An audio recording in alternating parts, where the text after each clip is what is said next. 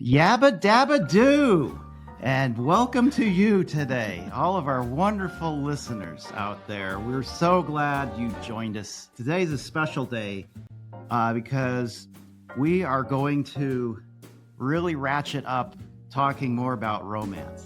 One of our favorite topics. So all of you romantic lovers out there, this one's for you. We just want to have some fun today. And it might especially be for those who don't feel romantic at all and want some tips on how to become more romantic. We're really lucky today to have with us Josie McEwen, and she has the great privilege of being a romance consultant. I'd never heard of such a job before, but she's the founder of Romance Enhanced Consulting and has become an expert on all things romance. So we're really excited to get some of her insights today about how to help our relationships infuse a little bit more romance into them. So welcome, Josie. Hello, I'm so happy to be here. Thanks for having me. I'm excited. We're really grateful to have you. Can you tell me, just for starters, how in the world would someone ever fall into such a lucky job as becoming a romance consultant? Yeah, I'm jealous. Well, it's actually very self-made. I have always been a hopeless romantic, always. Even when, as a kid, my dad got a gift for my mom, and it was this treadmill.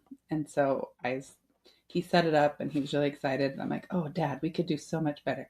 So I made him get inside the box, and he was like 60. And he got inside this huge box. And when my mom came home, he like popped out with flowers, and we decorated the box. And so I have always just loved everything about romance, even since I was a kid. And so as I've gotten married, I'm definitely the romantic one in my relationship, which I probably have enough romance for both of us combined for years. And it works out great. He loves to be the recipient of it, and I'm extra romantic. So I was planning a romantic date for my husband and I, and he really likes baseball. So I came up with this themed date where we were going to go to batting cages, and we were going to go to a sports bar and watch baseball. And then I came up with a baseball bedroom game that we could play together. And I laid the cards all out throughout the house. And it was so fun for me. It was like something so exciting, and it brought out my creativity. And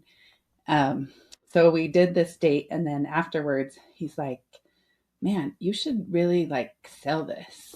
And I was like, no, that's not going to happen.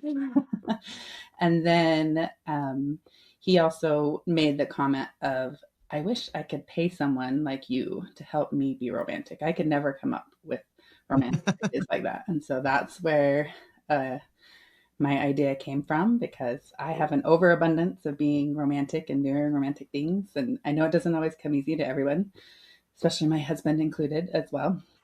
So I just thought I could help other people make romance easy. So that's where it all started. And then it kind of kept ballooning from there. So it's something that I love doing, and it's just a really fun hobby, and turned it into a business. So Wow. What a great story. I really love that you knew, or you were looking for things that were really important to your husband and use that to segue into romance. Oh, yeah. For me, I'm not a baseball fan. I would have never thought of that. But because you really know the things that make your husband tick, you were able to integrate those into a romantic experience for him that was so tailor-made. I love that. That's really awesome. For me, it's like really focusing on the couple and what their needs are and what their likes are and different things like that. Yeah.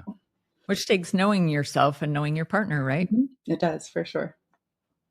Speaking of ticking, I remember being ticked off on one of our trips that was supposed to be romantic. And I don't know if I want to share it with our audience, but what the heck? We will share it. A fail. I had this romantic trip planned to no less than Italy. Oh, And now, of course, we're pretty close out of med school. We didn't have a lot of money. And so I was really tight on this trip. The budget was really tight. Well, and then let's add to that. We must have had more financial income than we realized, because our accountant reached out to us the day before we were going to leave and said, hey, in 10 days or whatever it is, in 10 days, you owe $21,000 to the IRS. So I don't think I must not have taken anything out. I don't know what happened. But it's we were like not appropriately advised on the amount of taxes that we needed to take out. So Right. we were in a pretty interesting situation. Well, pretty interesting, pretty dire, right before this romantic trip to Italy. Yep. And A lot of stress. Yeah, I was like, I was sucking it up big time. And to make it worse, we had everything planned out, or so I thought. But then I realized the airport hotel I got in Rome was like 30 miles away from where we wanted to be. So we ended up like strolling the streets of Rome at what, 3 a.m.? Looking for with a different our suitcases. hotel. I still remember the cloppity clop of my wheels going across the cobble streets for like what, 2 hours? Looking for any hotel that Definitely would fit within our romantic doing that. non-existent budget. I think at that point we were too tired to be ticked off. We Yeah. were just desperate. Jet lag. Jet lag. And here we are. Nobody speaks English, at least not back then. Yeah. And luckily we found a hotel, and I just remember like waking up at like what, 2 p.m. the next day. Half the day was gone. And then realizing we had no money to go on any of the tours that we wanted to go on. So we were using our Steve, what's his name, Europe travel book. And that was all we had. Rick Steves, yes. Everyone else was in their little tour groups with their umbrellas, finding the person who was explaining about all the wonderful Roman architecture. Yes. And we're reading 2 paragraphs on each site or whatever. Actually, Rick Steves he does a really good job. Yeah, he does. Everybody else was taking the elevator to the top of the basilica, and we climbed over 300 steps. Way to go. That's right, because we didn't have the money to pay for it. But the other thing too, I remember is that we were pickpocketed. Oh, yes. To make things worse. They talk about pickpocketing in Rome. That's a real thing. And so he'd gone to the ATM. Somebody followed us onto the subway and lost all the money we took out. I don't even know if we had pizza in Italy. Did we? I don't know. It was, I think by any objective standard, it was a disaster. But there were some moments that were utterly unforgettable. Yes. Mm-hmm. Very romantic. Very and totally unscripted. Yeah. This little restaurant we found, like totally random. Like in a cave. In a cave. That's cool. It was so cool. And just other, like the church in Florence. Yeah. Just fascinating. Yeah. And those are memories that we'll always remember. But that was kind of that's our big fail. Romance fail.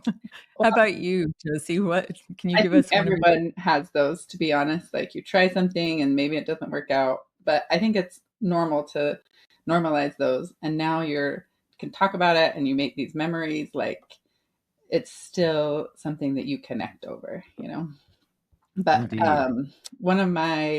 I've had lots of successes and I've had lots of flops as well.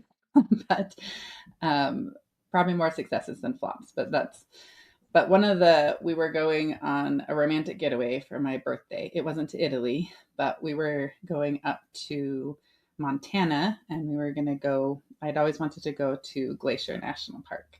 So that was part of, it's beautiful there and we loved it.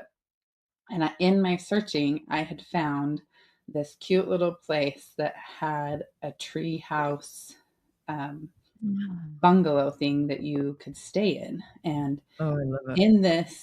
In the pictures, it shows this cute little dome that you sleep in and you get to watch the stars. There's like windows for watching the stars and it's in the mountains. It's like secluded and it looked super romantic and it was to a point, but we got there and we didn't realize that the little dome was suspended.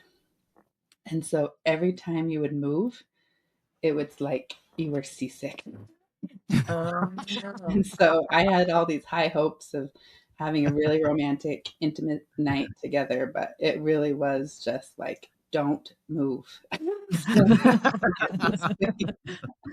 That puts needless a to little say, bit of a squash on Yeah. yeah. intimacy. And I really, like, halfway through the night, it even started raining, and so we couldn't see any stars.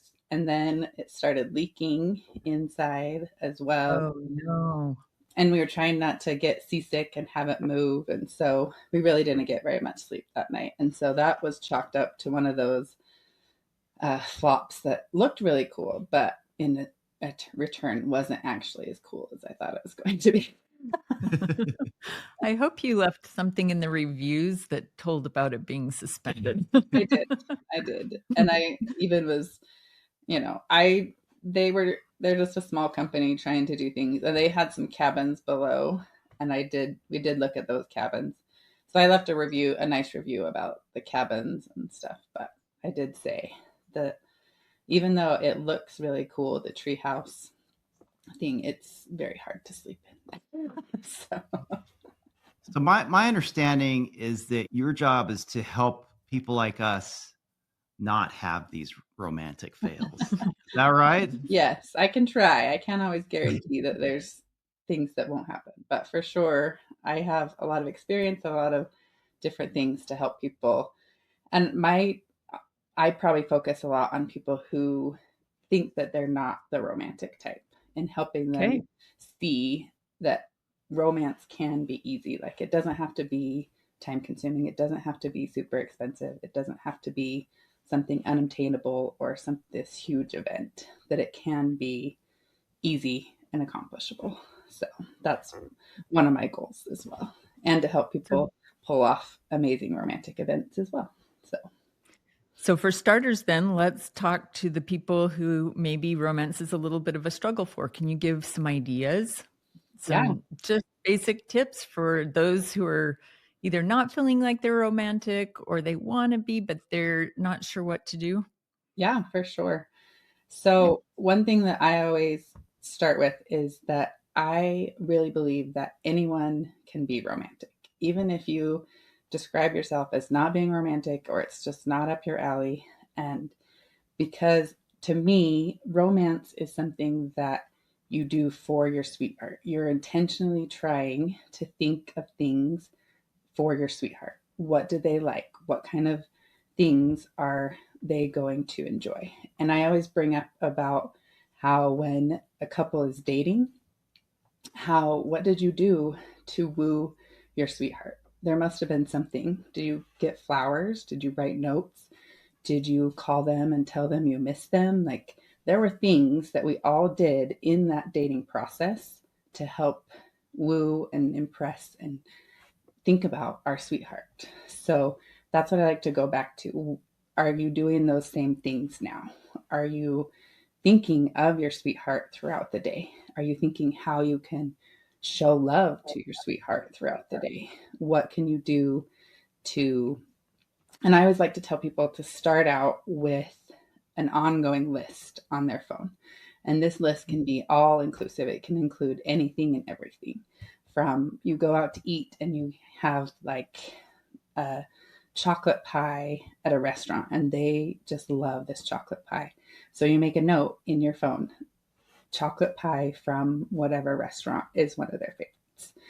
And then you make it into this ongoing list. So when you're wanting to do something special for your sweetheart, or maybe there's been a conflict and you want to try to help with that reconnection, or it's just an everyday kind of thing, or your sweetheart's having a hard day and you want to do something nice and sweet for them, you can pull up that list and you don't have to remember where was that one place that she really liked, because we all forget. And if it's not on our written down or on our minds, it's something that we don't tend to do. But if we have a list of things that they love, like including like their favorite places to eat, their favorite desserts, their favorite smells, their favorite types of lotions or perfumes, or even things that they don't like, to remind ourselves of like, oh, I really like that, but I remember she really didn't like that, and to just kind of be a detective of your sweetheart. Like, what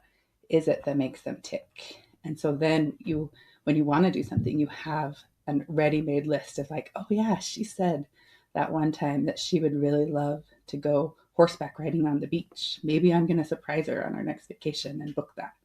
Or, just, and so when you hear your spouse or your sweetheart say something that they really love, write it down in that ongoing list. And you can just have it on your phone in a notes app or whatever's convenient for you. But What a great idea. I love just keeping that list. yeah. So, this is new for me. I consider myself romantic, but it's like one of those things where, why didn't I think of this? So here's the thing though. What if your spouse isn't like super good at expressing their likes and dislikes? Like Yeah. you have to be really, I guess, more sleuthful. Or ask questions, be curious. Yeah, and that's what I was going to say too. One of the things that I do talk about, I have an online course that's called Secrets to Easily Being Romantic. And that's one thing I talk about what is romantic to your sweetheart. Like you might have a totally different idea of what's romantic to you than your sweetheart does. Like maybe one person thinks being intimate and having this really nice intimate night is being romantic, where another person might think being romantic is the ambience of a fancy dinner or something like that. So if you can get on the same page and be like, this is what I really feel like is romantic to me, then you can also be more aware of, oh, when I'm doing this, she may not think that this is romantic to her or vice versa. And I love you starting with going back to when you were dating. What did you do? Which, yeah, if we did that, you'd be playing the piano more often for me. That totally wooed me. Scott was I still am. is a classical piano composer, wow, and well, he would awesome. play the piano, and I would just melt. Or if he would sing to me, I would just melt. But it's been a little while. I still sing. You still sing, but you haven't played the piano for me for a while. Well, and it really is intentional. That's one of our 4 cornerstones. Right. Intentionality Yeah. requires us to sit down, make a plan. This plan is, let's really pay attention to what my spouse really likes and doesn't like, and write it down. Yeah. Like, that's really great and very helpful. And I think that's part of the fun of it. Like when you start to think of all these ways that you can show love to your sweetheart in ways that are meaningful to them, it gets exciting and it makes your relationship like come alive again because you're thinking of ways that you're going to surprise your sweetheart and you're coming kind of out of your own self and into ways to help somebody else. That's great. So can I just ask you, what does a very romantic date look like to you? The most romantic date night? Okay. Yeah. Did my husband put you up to this so he could know what to do for Valentine's? No, actually, that was my question. No, I'm just teasing. I have so many different romantic ideas. It's really hard to narrow it down, but I would probably say at the moment, probably they change, but at the moment, I would say if I came home and I had a new outfit laid out on the bed with a note that said, put this on, I'm taking you somewhere special tonight. Wow. And then there would be surprises all along the way, and I wouldn't know where we're going. And we would get to where we're going, and it would be this really scenic outdoors place, and there'd be candles, and there'd be rose petals, and there'd be music playing, and we'd have our songs, and we would dance, and then we would just have a really great night connecting and talking and making love. Like that would probably be an ultimate romantic night for me. That sounds very romantic. I don't, that my expectations, like I can tell that to my husband, but at the same time, I know that he's probably not the most romantic type. So he could write it down and he could do some of those things, but it also may not always happen the way that my expectations or what I picture. Does that make sense what I'm saying? So I can recognize his attempts of what he's trying to do, even though because I'm such a romantic person, it may not be the same as for what I would do. So you can appreciate every attempt, right? Yes, yeah. I had COVID over Christmas, and so we were sleeping in separate rooms. And he was really sweet, and he set up a romantic dinner, and he set a table out the side of my hall, and then he set one out by his hall. So we were apart, but we were still being able to be together. And he put a sheet on the, he was trying to make it look nice, and he put a sheet on it, and it was so romantic. It wasn't probably what like I would have done with it all, but at the same time, it was something so special because he was really trying to make an effort for me as well. That's and awesome. That's cool. I also love your idea of making a playlist of songs that are important to both of you. I think that comes in clutch for every romantic date you plan, right? Yeah, it sure does. I think it's high time that we make our list, honey. I think so too. We have our songs. It's like, all right, now we're doing this thing. I think she wants you to sing to her as well. Yes. It's a beautiful voice. Well, we have fun. Music is a big pathway to creating romantic ideas. I think that's probably, I think you're right. Music just really greases those wheels. It does. For romance. That's a really good point. I actually like to talk about, in my online course, I talk a lot about the 5 senses actually, and bringing that into romance. So hearing music is a big one. Taste, touch, smells, and sight. Like those are all things that can really enhance a romantic experience. If you have your sweetheart's favorite scent in the background, or if you have candles glowing and rose petals, if you have their favorite treats out, like it really just makes this experience even more magical for, your sweetheart and for you as well. That's really awesome. As part of your consulting, you create romantic trips for people as well. Could you give us an example of one of the most romantic trips that you have created for people and how that works? Sure. I've created lots of romantic trips. Sometimes they're surprises for one of the person in the couple. Sometimes it's both, but probably one of my favorites was when I was working with a couple from Colorado, and they wanted me to do a surprise romantic getaway for them. So what that entails is they give me a budget and they say, you plan it all, book it all, but we don't want to know what we're doing until the day of. So I send them envelopes, and they opened up their trip. And that was really fun because it was a surprise. And that's a really big part of romance for me. Not everybody likes surprises, but for me, having that surprise effect is a really big element. And so I was able to book them to go to Moab, which is a really cool place here in Utah. And it was within driving distance of where they were at. And then I also surprised them with their hotel, and I went in and I set up a romantic suite experience for them. So I had rose petals and candles and had a whole theme of massage. So I bought robes for them and had my night of massage game there for them, and had treats and candles, and it was just a special experience. And then so they opened up where they were going, and one of the stops was to go to on their way was to stop at a place that had a lot of really cool hot springs. And so it was like a nice way to relax and bond together. But I give them each special assignments as well. So I had the husband create a playlist of their songs that they could play during their drive. And then I had the wife do special things. And it was all centered around what their love languages were. So I had the wife do things that were specific for his love language and vice versa. And then I also had them play, which is one of my favorite games, but you play 20 questions, but you can only do dates or experiences that you guys have had together.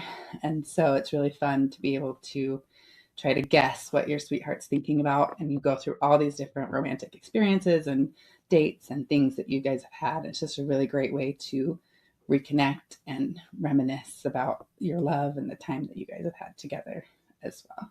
So they did that, and then there was going to be a couples massage for them there. So it was, and they were just super surprised by it all, and they loved it all, and they were very active couple, so they loved being able to explore and hike, and it was just right up their alley. So I took what they loved, and then I turned it into this magical romantic getaway for them, and it was Wow. it was so fun to plan. So Wow. What a great idea. You know, I thought I was romantic. I really prided myself on being a romantic guy. you are, But it like you're like taking this to the next level here. You are the teacher and I am the student. I mean, this is like next level stuff. it was so fun for me. Wow. It's really something that I just love doing. I'm sure you can tell as I get excited about these things. So. You know, one of many things that stuck out to me that you said was having them remember back on meaningful dates that they'd already gone on before. And John Gottman, researcher, relationship expert, as you know, says if a couple can look back on their relationship and paint it in a good light, you know, with fond memories, no matter what their relationship is going through, he can predict that they'll probably make it with 95% accuracy. If they've rewritten their story only to focus on the negative, he predicts within being with them about 15 minutes that they probably won't make it. So that game in and of itself is a huge benefit to couples, to be able to see with fondness and with just love and with romance as the framework, those rose-colored glasses, that helps create more intimacy in their marriage and really solidify the strength of their marriage.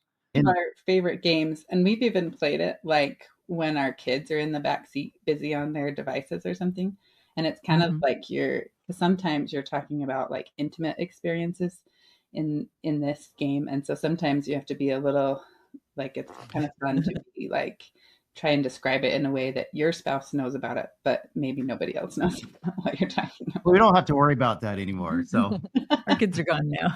Yeah, and even when they're around, we still talk about it. So they just roll their eyes. They just roll their eyes. Oh, mom and dad, get a room. Yeah, like we love each other. Sorry. You know, another thing too. You're talking about John Gottman, and you know, one thing that we've kind of learned together too in this whole journey is the power of curiosity.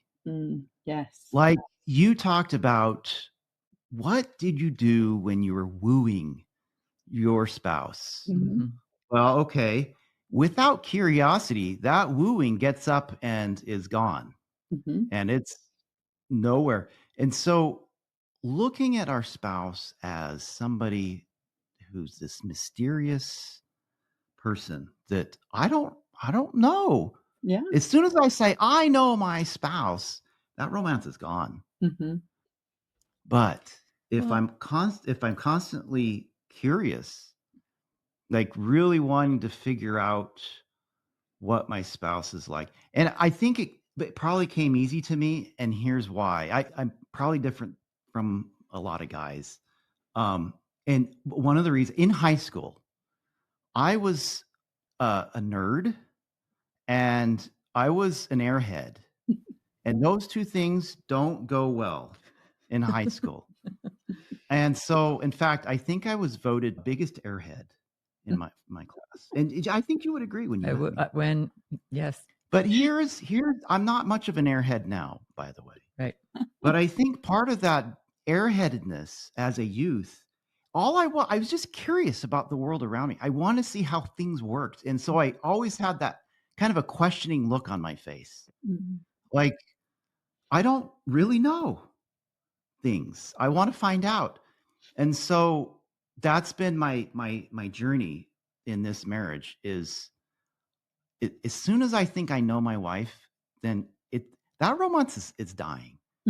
I constantly need to be curious. And now I don't look like an airhead. at least most of the time. That's true. Can I add to that, though? Yeah. On the other hand, it is important to know some things about your spouse to get started on this. Like, she knew that her husband liked baseball. Oh, yeah. That's a Well, given. you're And right. so you have to have those foundational things that you've got at least some level of awareness that you know what's important to them. Right. And that's where that intentionality comes in. You're curious. Yeah. That curiosity uses insight. That's one of our 4 cornerstones. Mhm. Curiosity is tied directly to insight. Then we become intentional, writing down, this is what she likes, this is what she doesn't like. But the list never ends. That's it. Yeah. That's the what you're thing. being curious That about. list will go on until I die Mhm. because You can keep learning things about each you're other. going to continue being a mystery to me. Yeah. So I can't ever really truly know you. Like that. And things change. Like what Things you liked change. You're in your right. We 20s would be change. totally different from what you like now. That's exactly right. That's why we don't ever truly know our spouse. Yeah.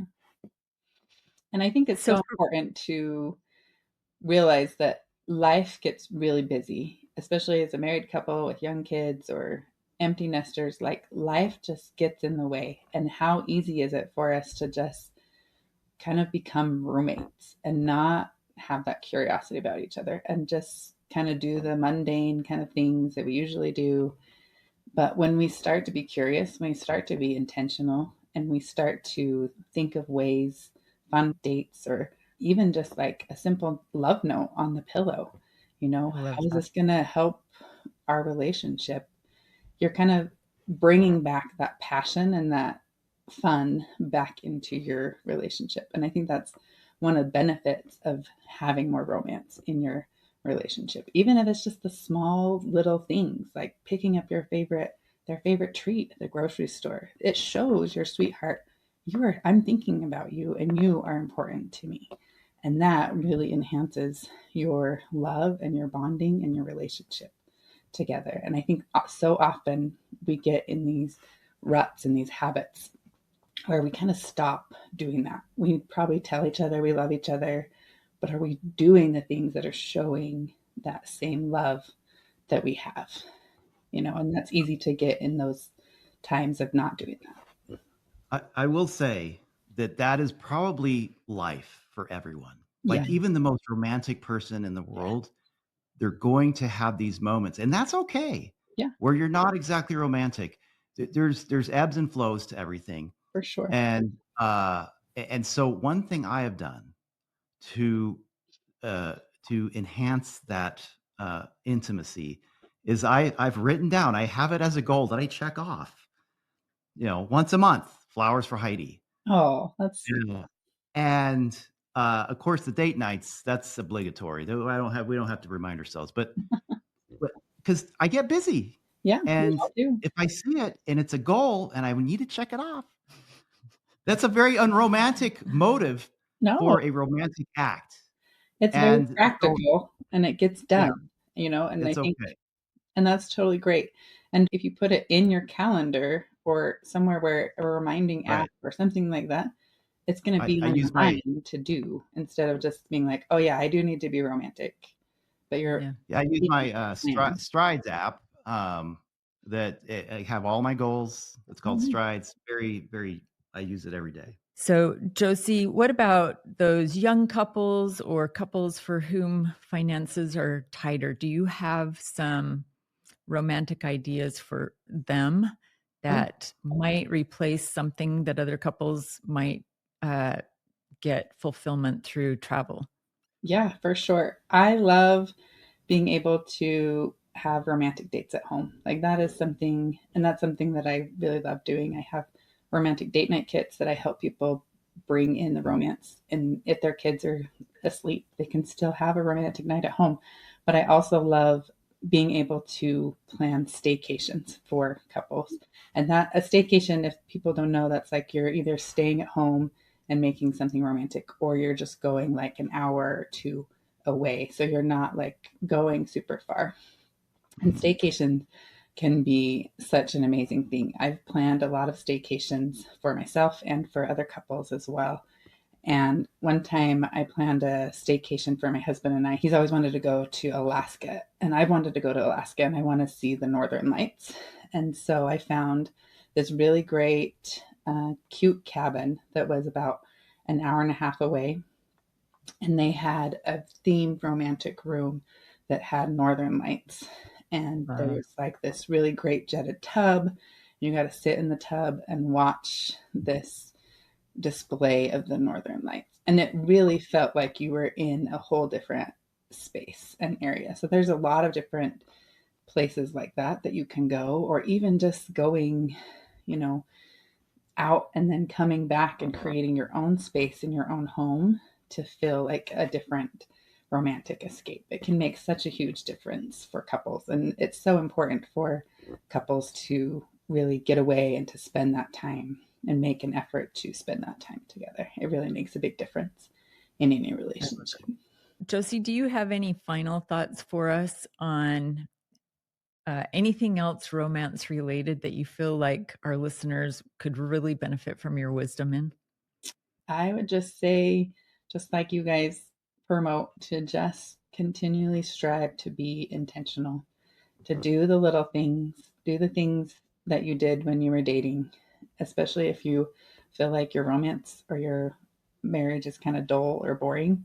Like, you can't change your sweetheart or your spouse, but you can make a big difference in even how you perceive your relationship. When you start to be intentional and start thinking of your sweetheart, it brings in a whole new level of connection that you get to enjoy for you as well. Even if your sweetheart doesn't respond in the way that you want them to respond, you're still choosing to be intentional in your love and in your marriage and romance.